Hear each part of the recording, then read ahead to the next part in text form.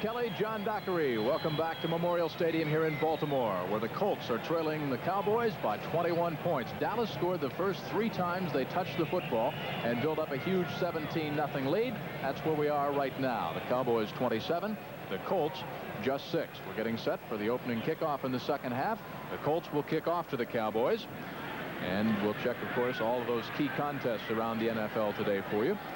As some of those games, the 1 o'clock games, are just winding down. Of course, the key contest as far as Cowboy fans are concerned, how the Philadelphia Eagles are faring with the Washington Redskins at RFK as that game winds down, because the Eagles will go into Texas Stadium 1 week from today to take on the NFC Eastern Division leading Dallas Cowboys, who enjoy a 21-point lead over the Colts here this afternoon.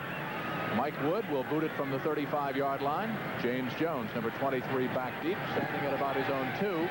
This one with the wind at his back. He will field cleanly at the 2. Look out. Flags all over the field as he explodes up to the 30-yard line. He had a gaping hole, John, back at the 20. It closed off quickly, however, as Nesby Glasgow, 25, came in and sandwiched him down. Now we'll check the flags.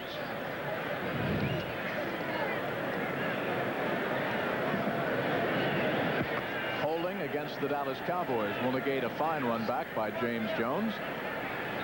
One of the few times the Cowboys have been penalized this afternoon.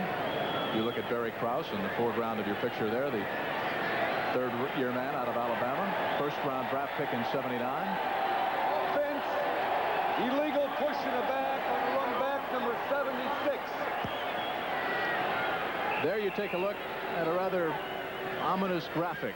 Time of possession, certainly indicative of how much the Cowboys were in control over the Colts. You look at the rushing yardage, John Dockery, 99 yards in total for the Colts. And Tony Dorsett has 107 yards for Dallas by himself. Not only that, Jim, 11 yards passing. I mean, this is a lopsided game. Dallas is coming here ready to play, and they're playing their ball game. Well, you talk about the fact that the Cowboys came in ready to play, John. You look at what's going on around the NFL today. The Vikings are losing. The Lions are losing. They're tied for the lead in the Central Division. The Bengals are losing. They are the leaders in the Central Division of the AFC. The Dolphins were losing or tied to New England early, and they're tied with the Jets for the first place. So you've got some key games going on where teams are just not performing. The Eagles have fallen behind the Redskins. The Cowboys, coming off that tough Thanksgiving Day 1-point win against the Bears, came in here all fired up. It could have been a letdown situation, but not with a Tom Landry coached team. Charlie Walters told us we escaped on Thanksgiving Day. We learned a lesson, and that's what they're showing today. They weren't going to be upset today. They're playing their game, and they're beating Baltimore. Good defensive play by the Colts now, who are trying to assert themselves and get something going. Nesby Glasgow, again, the third-year man from Washington, an 8th-round draft pick back in '79, sealing off the lane as Tony Dorsett just barely got back to the line of scrimmage. That's a great one-on-one tackle against a man like Tony Dorsett. You know, Charlie, we talk about being ready for a game and not letting the upset happen to you. Charlie Waters told us it would be much easier for them to play 3 contenders down New Baltimore Colts. But picking up on what Charlie said, to play 3 contenders, it's much easier to get up on rather than playing the worst team in football, a 1-12 Baltimore Colts team. Number 88, Herb Orvis, with a great defensive play. The 10-year back out of Colorado, 10-year man out of Colorado, who came over in a trade with the Lions, and all of a sudden the Cowboys unable to move the football at all. You take a look at some loyal fans, because it's been a dismal season here in Baltimore. They won their first game and then 12 consecutive defeats. Little to cheer about, but right now the defense rising to the occasion. And if they can halt the Cowboys here, they should get it back in pretty good field position.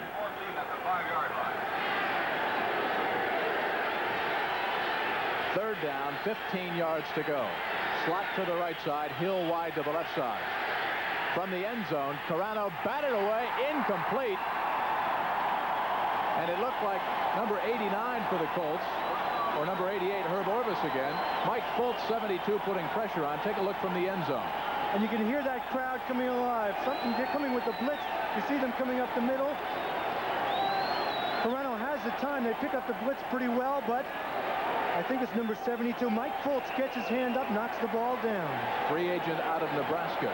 So Danny White will punt for the second time in the football game. Colts will be coming. Dave Shula back at the 40-yard line of the Cowboys. White gets it away. White goes down. Flag in the end zone. Ben Dreith hesitated. If we have another look at it, you will see the indecision on the part of the referee as he was run into. Danny White was. Here it is. All right. Now, right now, Derek Hatchett hits him, and you have to wonder, White almost took a moment before he went down, as though sensing, well, should I go down or shouldn't I go down? Hatchett's coming from the other side. White gets the ball away. Now watch Ben Dreith, the referee. He's watching. Well, maybe. Out comes the flag finally. No foul on a defense. Running into the kicker. 5 yards and a first down. Actually, Derek Hatchett, number 42, tried to hold up Danny White, but he didn't. White went to the ground, and there it is. And you have to wonder whether the referee has in the back of his mind, Danny White was hurt last week. He has that problem with his ribs.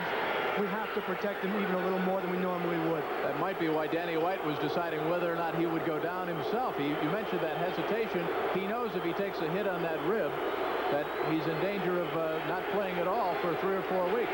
The very reason he's not playing today.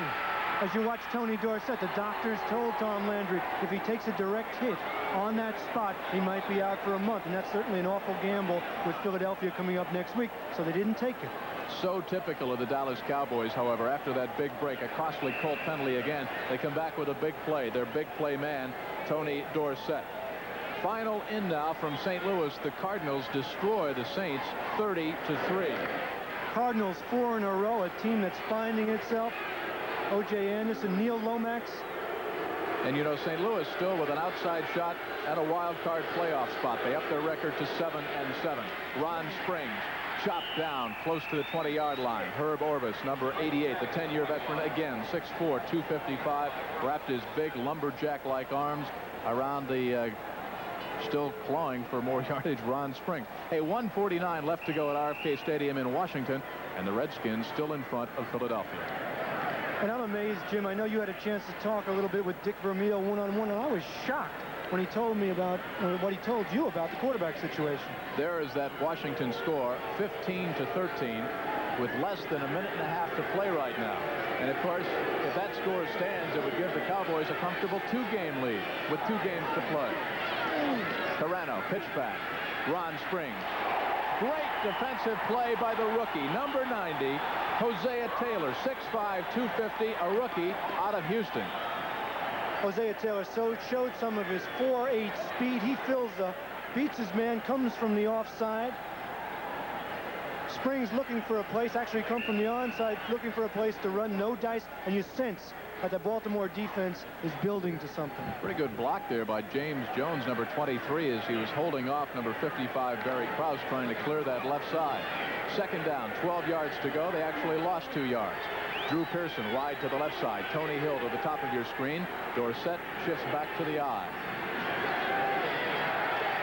Carano sets up the screen nicely to Dorsett. He's got 3 in front of him. Gets away from Krause to the 30, and down he goes. About a yard shy, however, of first down yardage. Glasgow, number 25, in there on the hit. The 3rd-year man out of Washington. Did you see that move Tony Dorsett put on Barry Krause? Watch this. A 360-degree turn. Good call to Tony. And watch Tony do his thing. Possibly the best back in the NFL. Now, the ball was actually deflected by Mike Fultz again, John. He deflected it, but Dorsett was still there. Look at that move right there. Looks like a Baryshnikov in cleats. 3rd down, a long yard to go for the Cowboys. They go to the double tight end alignment. Springs and Dorsett are in the backfield. Carano in control. A 21-point Cowboy lead, and the Eagles are losing. First down, Cowboys up to the 34-yard line. Room around the right side. Derek Hatchett, the 2nd-year man from Texas, number 42, in there on the tackle. Final in from the Orange Bowl. The Dolphins 24, New England 14. So Miami now goes to 9-4-1.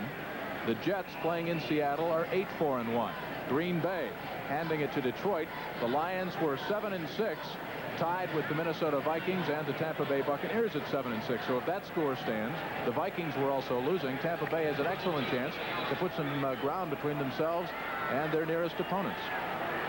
And a lot of our viewers will see Green Bay next week. Also a showdown game. Minnesota goes into Detroit.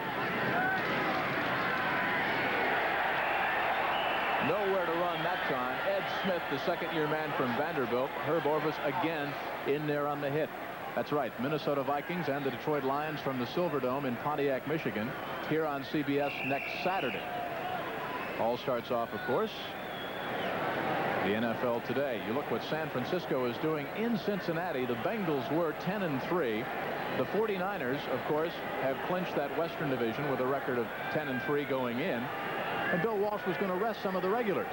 I think it's wise that he didn't. You lose that momentum. You're heading towards the playoff. It's a team that has just come on into playoff prominence. You have to build to the playoffs, as Tom Landry wants to do right here.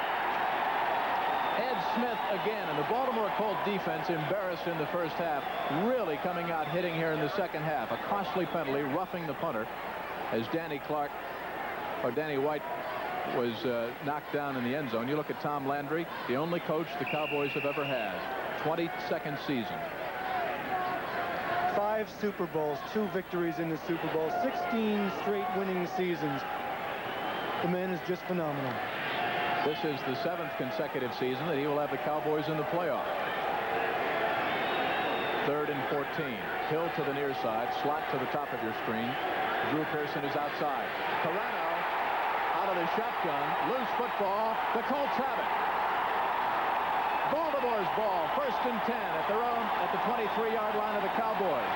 Carano simply couldn't hang on to the snap out of the shotgun, and it's Hosea Taylor, the rookie, an 8th-round draft pick.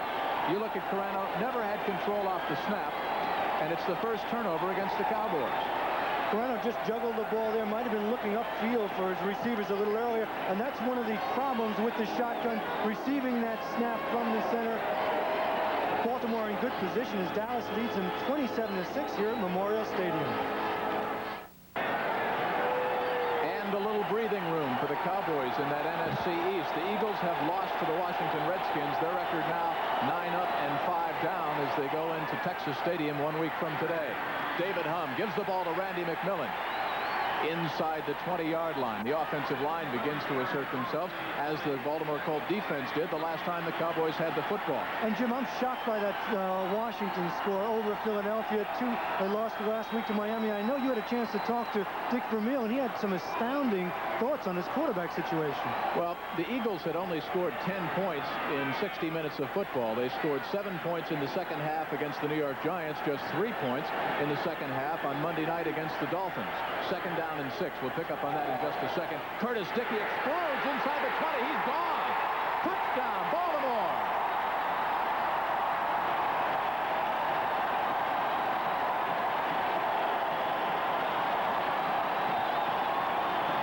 Johnny, he was through that hole like a lightning bolt.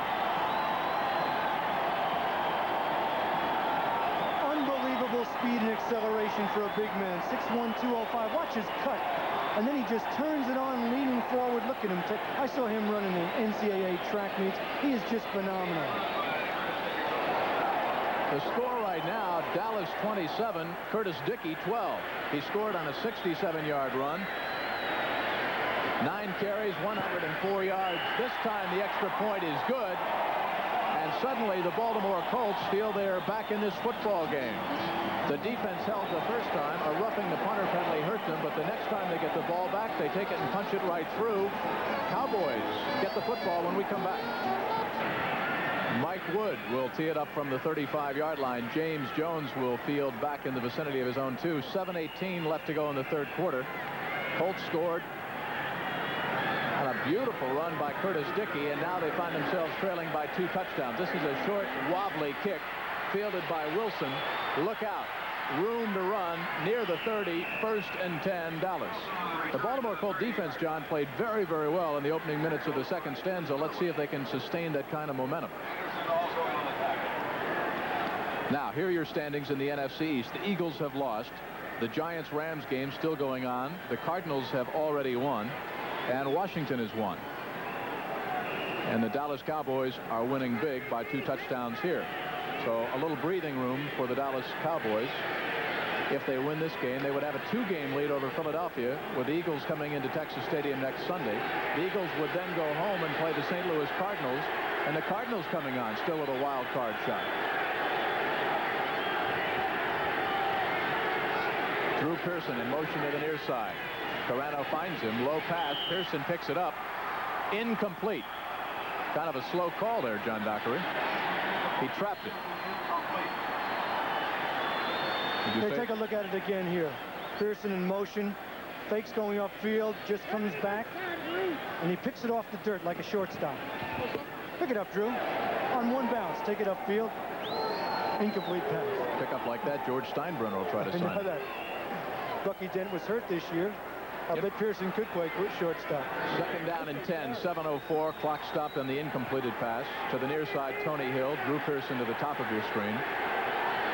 Cowboys need to get a little something going here. The Colts feel the momentum might have changed. They've got a long way to go to really threaten, but they're back in it and they're playing a little bit solid football. Tony Dorsett. 6-yard pickup. Brings up 3rd down and 4. John, to go back to the Eagles game, because the Dallas fans, I'm sure, would like to know how that went in case they joined us late. Washington actually jumped out in front 6-0. Joe Washington, a 6-yard touchdown run. The extra point was missed. Redskins led it 6-0. Jaworski, 25 and 5 yards to Billy Camfield. 13-6 at the intermission. Eagles were on top. 3rd quarter was scoreless. Mosley hit one through from 45 yards out to pull Washington within 4. 13-9. And with the Eagles hanging on, Jaworski was intercepted. Monty Coleman ran it back 52 yards. Another extra point was missed. So the Redskins win it 15-13. So reminiscent of Monday night when Jaworski was intercepted against Miami. Glenn Carano behind the intended receiver at the 42-yard line. And look at the momentum of the Colt defense right now. A happy band of Baltimore Colts. And you have to wonder where that worst defense in the NFL went. I mean, they were 28th in defense coming into the game, giving up 425 yards a game. All of a sudden, they've got some spirit. Mike McCormick has to be proud of that defense. They haven't laid down today. Danny White will punt for the 3rd time in this football game. And back deep, Dave Shula, along with Cleveland Franklin. Boy, it'd be a good time to have Curtis Dickey back on the punt team, wouldn't it? Have him break one. High kick into the wind by White. Fair catch is signaled for. Fumble. And if the Cowboys get it back, nope, it's the Colts ball. Baltimore gets a break. Kim Anderson signaled for the fair catch. A Cowboy in the vicinity. Take another look. Here's the kick by White. You'll see Anderson signal for the fair catch. And Baltimore gets a break. 6:03 left to go. Dallas leads by 2 touchdowns. Presenting the new Toyota Supra and Dan Gurney. It takes the right stuff to make a great performance car. Come ride with Dan Gurney.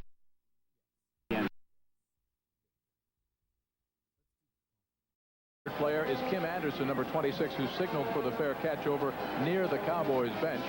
So while they're attending to him, let's check in with some scores around the NFL today. The Green Bay Packers on top over Detroit.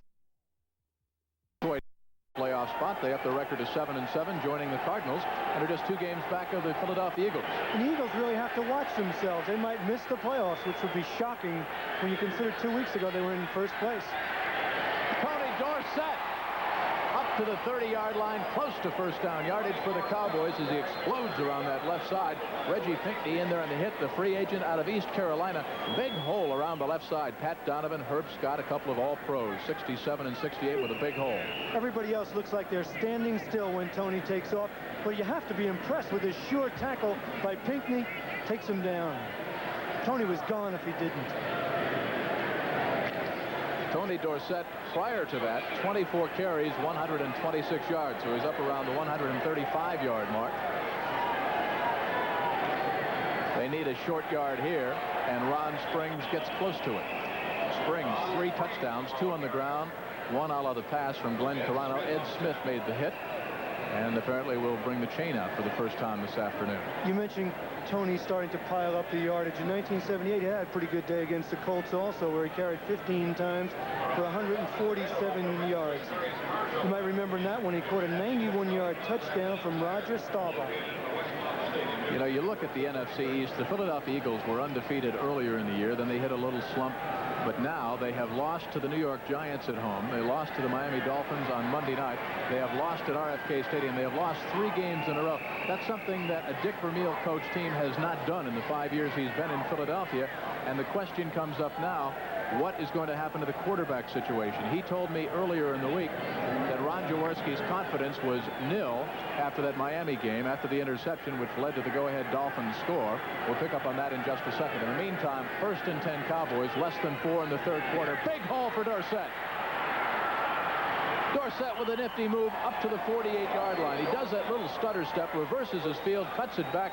Derek Hatchett, a touchdown-saving grab for the second-year man out of Texas. And watch the moves Dorsett puts here. He makes it look so easy. He's so smooth. No wonder Jimmy Brown called him the best back in the league. You see that quick little darting move? That's the one that makes a defensive back miss. You're coming up, you have your sights set on him. All of a sudden, he changes direction right on a dime, and you can't hit him. And then when he's about to be tackled, he reverses his field again and still picks up another 3 yards there. That Green Bay Lions game is now a final. The Lions have lost. The Packers have won. So Green Bay goes to 7-7. Likewise, the Lions.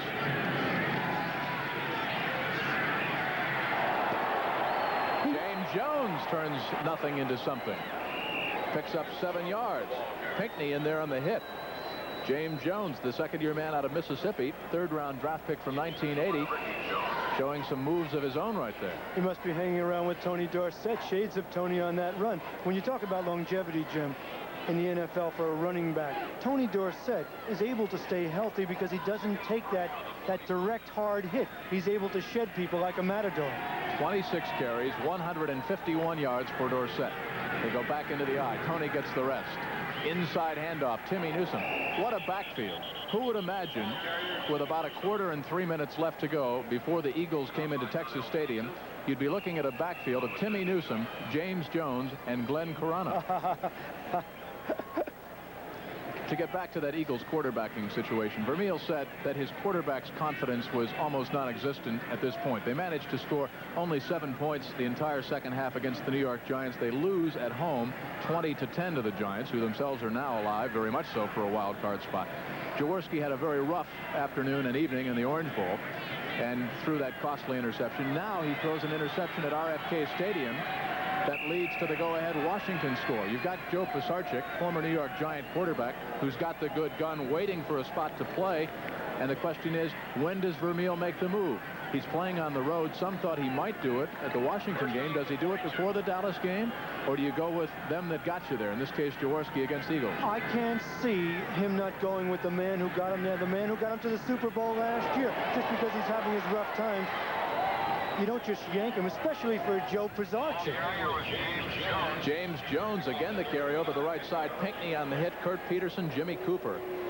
Cooper, the 5-year man out of Temple, number 61, with a big block and close to first down yardage. Winding down. Excuse me, Jim. I sense that you may have a different opinion, but I feel if you don't have stability at your quarterback position in the NFL, you're in deep trouble. I mean, the teams that have had those problems, Richard Todd and Matt Robinson a few years ago with the Jets, always have problems elsewhere. They don't go on to win. Yet I sense that you may think that Pisarcik should be the quarterback of the Eagles. When you talk about having quarterback problems, it's what we saw a week ago in New England with the Patriots. Matt Cavanaugh, Steve Grogan. Carano to put it up. Man wide open, incomplete. Billy Joe Dupre was open, but Bruce Laird, the strong side safety, the 10-year veteran out of American International, came down. Billy Joe had about 5 yards, and Laird made it all up. You have to wonder. We talked about Carano's ability to put it up and over with that soft touch. Here he's throwing into the wind. He doesn't throw it out far enough because Dupree does have Laird beat. Nice play by Bruce Laird. Billy Joe Dupree had 5 yards on Laird, but that 10 years experience, actually the ball hung up there and Billy Joe had to wait on it just a bit. It's now 3rd down, 2 yards to go for the Cowboys. They're up 27-13. Tony Hill wide to the left side. Slot formation to the right side from the shotgun. Last time Carano fumbled the ball. Got his man. First down. Ron Springs and more. Down to the 26-yard line of the Baltimore Colts. I would be amazed going into the Dallas game if Dick Vermeil would change his quarterbacks. Many thought in Philadelphia if he would make a move, he would make it based on a poor performance by Jaworski at RFK Stadium. He had 2 touchdown tosses early, 25 and 5 yards to Billy Camfield. They were ahead 13-6. So maybe the fact that he has thrown very costly interceptions the last 2 games is not enough. Dick Vermeil sometimes can be a very stubborn coach, i.e. the fact he is still using Charlie Smith at wide receiver instead of the recently acquired and much faster Ron Smith. James Jones knifed down by Eddie Smith, the second-year man, a free agent out of Vanderbilt. but not before James Jones had rambled for 6 more yards. It'll bring up 2nd down and 4. You look at Tony Dorsett and what he did this afternoon. Word from the bench is that his back is tightened up. Probably from carrying his money belt. Chuck Muncie, a 7-yard run for the San Diego Chargers. Big game for the Chargers and a big game for the Buffalo Bills. San Diego leads it 7-0. Rob Lytle, a 2-yard touchdown run. The Denver Broncos in a big game with the Kansas City Chiefs out in front by a score of 7-0. And Seattle has scored against the Jets. They lead 6-0. The extra point was no good. That's the end of the 3rd quarter with the score. The Cowboys 27, the Colts 13.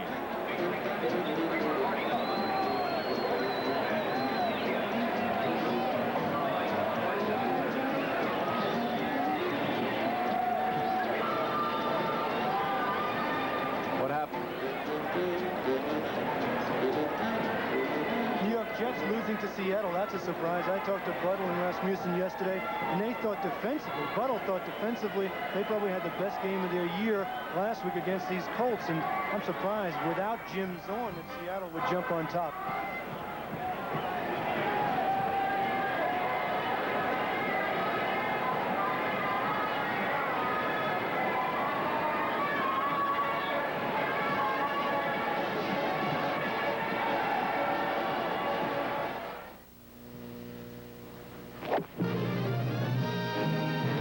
Be a little short, about 70 miles.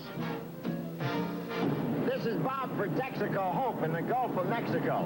This water is 260 feet deep. It can cost up to 6 times more to drill for oil out here than on land.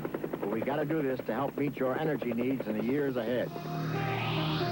You can trust the Star at home.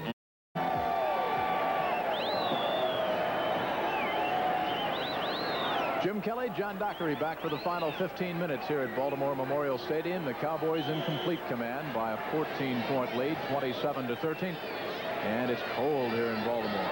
John, interesting statistic. The Dallas Cowboys ran 22 plays in the 3rd quarter. The Colts just 5, but Baltimore the only team to score in the 3rd quarter. On 2nd down and a short 4, not much doing on the left side that time as the Colts sealed it off pretty well. Hey, Atlanta has just taken a 3-0 lead against Tampa Bay. Mike Luckhurst field goal of 38 yards. So the Lions have lost, the Vikings have lost, and Tampa Bay is losing. The 3 teams that were 7-6 all tied for the lead in that NFC Central. 8-8 wins the NFC Central, huh? Maybe. You talk about Pete Rozelle and parity. Well, there it is, exhibited in the NFC Central. 3rd and 3 for the Cowboys from the shotgun. Carano underneath. Taken away by the Colts. Intercepted. Nesby Glasgow still in his feet. Back to the 25. The Colts defense coming on strong here in the 2nd half. And now some tempers flaring up down there at about the 27-yard line. Not a bad pass by Carano, simply a great defensive play. Here's what Nesby Glasgow is saying to himself. Give me that ball. He rips it out of the receiver's hands. Simply takes it right away from the intended receiver, James Jones. We'll be back with more of the Cowboys Colts after this word from your local station.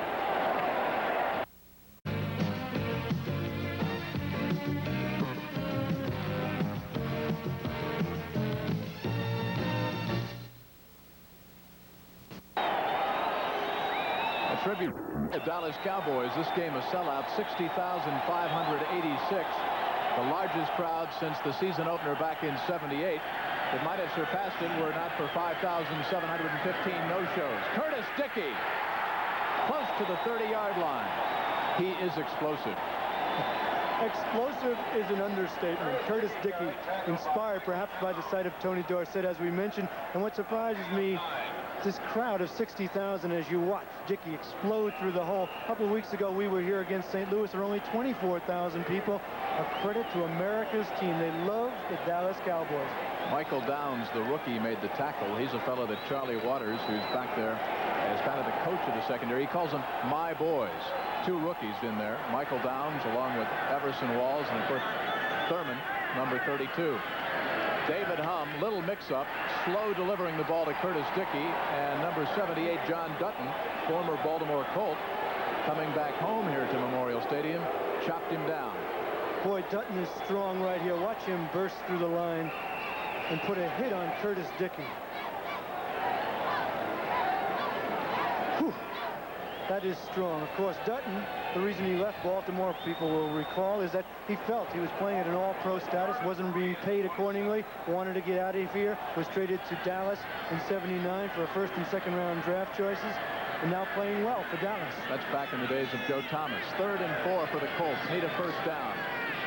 David Humm, the southpaw, got his man, got a Baltimore first down, but a flag in the Baltimore backfield motion against the Colts will negate a first down. David Humm comes up quickly and said, wait a minute. Illegal motion number 23 on the offense. Don McCauley in motion. He's the man that caught the pass. Former teammate of yours. Good friend of mine, lived out in Long Island. #1 draft choice way back in 1971 out of North Carolina. Has done a lot of good things for the Colts over the years. One of their best receivers. Coming into the game, he had 31 catches for 312 yards. Just an all-purpose back. As a matter of fact, they were talking about Burt Jones being hurt. If David Humm went down, who would be the quarterback? Don McCauley. Shades of Tom Matte way back in 1966. Remember when he had the plays written on tape on his wrist? 3rd down and 8 now for the young southpaw slinger, David Humm. Cowboys are coming. Humm might have pulled away a little bit quickly. You know, you talk about John Dutton, number 78 for the Dallas Cowboys, that left tackle, 8 years in the league, 6'7", 263. Came over in that trade from Baltimore in 1979 for 2 draft picks, a #1 and a #2. The Colts used to pick up Derek Hackney and also Tim Foley, both of whom are playing.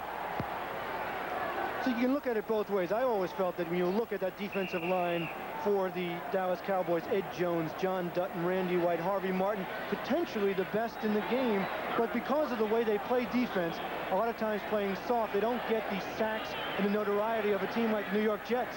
It was 3rd and 4. It's now 3rd and 14. Baltimore mistakes. Wide receivers left and right. Cowboys are coming. Humm in the pocket. Fires up over the middle. Got Roger Carr. Close to first down yardage. Loose football. Covered by Randy Burke. It was Burke who was open, and it's a first down for the Colts. Humm stays in the pocket here. Finds Burke coming across the middle. There's pretty good protection from his offensive line. Delivers the ball. Nice throw over the linebacker in front of the secondary men. Randy Burke holds on for the first down. You can't throw the ball any better than that. Nice shot from the end zone. Our director, Bob Daly, down in the truck. If we get another chance, maybe we can see that again, because it was almost deflected at the line of scrimmage by Ed Too Tall Jones. David Humm gives the ball off to Curtis Dickey. Looks for room around the left side and nothing doing. Dennis Thurman comes up to help seal it off, along with Everson Walls, number 24. And I'm laughing because D.D. Lewis, number 50, launched himself over a blocker that looked like one of the flying Wallenders, didn't make the tackle. Of course, D.D. Lewis, 13 years for the Dallas Cowboys, announces retirement, won't play again. And also talk of Charlie Waters. Take a look from the end zone right here. All right. Dutton, Too Tall, putting pressure. It's almost deflected right there. And you talk about anticipation. He throws it over the linebacker in front of the safety man right there. And a great catch by Ray Butler. A key cold first down. There have been so few. 11:53 left to go in the football game. Randy White coming. Man open is Butler. First down, Baltimore and more. Into Dallas territory. Flags all over the field on the far side, however. Colts might be guilty of clipping. I think it was after the reception. Butler's trying to get help from one of his teammates, holding on, blocking. We'll wait for the call from the officials. In the meantime, let's check things in Tampa Bay. Jerry Eckwood, a 1-yard run. The Bucs go on top over Atlanta, 7-3. It's been that kind of a season for the Baltimore Colts.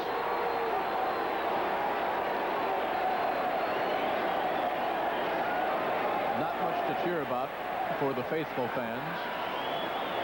And there are about twice as many as were here 2 weeks ago when we were here, when the Cardinals came into town. Offensive holding, number 81. Roger Carr guilty of holding and hanging on downfield, probably trying to help throw a block. It's been a long afternoon for that man. David Humm, 3 out of 15 in the passing department, but he started out 0 for 10. Just 39 yards. A long afternoon for Roger Carr. Hasn't caught a pass. Has been open a couple of times. Humm hasn't been able to get him the ball. Cowboys are coming again. 2nd down and 7. Look out. Man wide open is Butler. Needs a block. Another Colt first down up near the 48-yard line. Simply down and in pattern, and Butler was wide open. Butler, the second leading pass receiver on the Colt team coming in. 38 catches, 661 yards, 6 touchdowns, averaging about 17.5 yards per catch. Butler's a fine wide receiver, 2nd year out of USC. Last week, in a dismal day for Baltimore all around, he had 5 catches for 88 yards. Been a consistent receiver all year long. Wide receivers left and right. Line of scrimmage, the 48-yard line. Little pitch back. Again, late on the delivery. Curtis Dickey looks for some running room. And there is the power of a Curtis Dickey. He was trapped behind the line of scrimmage for a good 6 or 7 yard loss. Managed simply that time, John Dockery, to outrun the containment. And just step over people. He looked like a hurdler. Stepping over tacklers, giving them the leg and taking it away. Curtis Dickey. When you look at Dickey and McMillan as weapons in the backfield, it could be 2 of the best in the future down the road for the Baltimore Colts.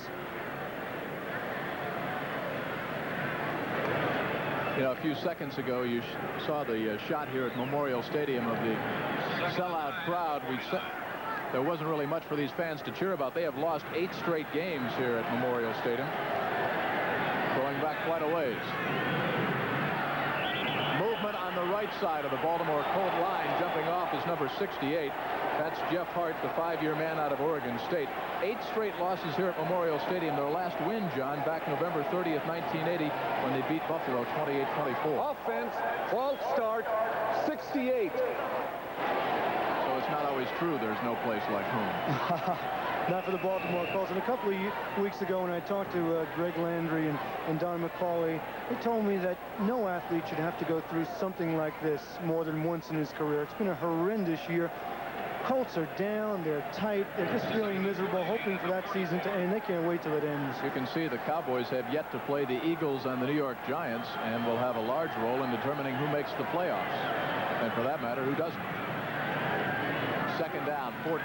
Hummon, a bootleg, can run if he wants to. Rifles the ball, incomplete. Intended for Butler. Down inside Cowboy territory. The 2nd-year wide receiver out of USC. The fans thought maybe some interference. Not so, just good coverage. You see the games that Baltimore has left. They are on the road at RFK in Washington, where today the Redskins upset the Eagles. And they've got New England, John Dockery, for rights to that #1 draft pick. The Draft Bowl, last game of the year. And Mike McCormick's position here in Baltimore, I think, you know, there's been so much controversy with the owner, Bob Irsay, calling plays a few weeks back. The Jones-Dickey controversy, where will Burt Jones be next year? But I am really impressed by this man who has kept his cool in his class in the face of tremendous adversity, still talking to the press.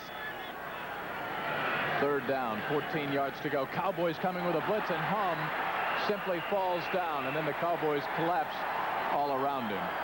David got his feet tangled up with himself down there, and the Colts will be faced with a punting situation. Again, when you've lost 12 games in a row, things like this happen to you. You wonder if David Hum doesn't wish he were back on that golf course in Las Vegas about this moment as he trips over his feet and goes down. You saw that shot of Mike McCormick, one of the class coaches in the National Football League, the 7th coach in the history of the Baltimore Colts organization. And a lot of speculation here in Baltimore, John, as to who number 8 will be. Well, a few weeks back, he was told that his assistant coaches wouldn't be back, and it certainly looks as though Mike McCormick will not be the coach of the Baltimore Colts next year. Garrett gets away a pretty good kick, takes a Baltimore bounce down inside the 30 in the vicinity of the 27-yard line. 10-10 left to go in the football game. Dallas, as they have been most of the way, in complete control. They led 17-0. Colts scored in the 3rd quarter, and it's a 2-touchdown lead for the Cowboys.